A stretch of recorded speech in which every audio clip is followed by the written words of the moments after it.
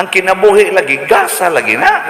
Si Saint Catherine of Siena, mo'y nakaluwas gani hastas kalibutan, libog man gani San Vicente Ferrer ato, kay dungan-dungan man to sila, nduha man kabuksan to Papa, ay may tinuod ani.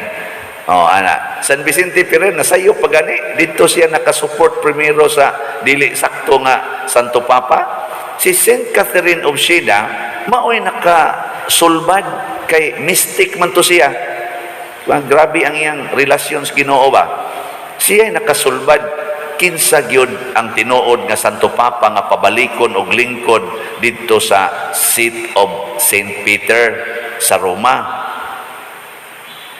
Kinsa man ni Saint Catherine of Siena sa gidaghanon palas pamilya, ika-23 siya, sa 25 ka man nagsuon. Siya na nga na, ika-23, napagini siya kaluha, nga awahing ni gawas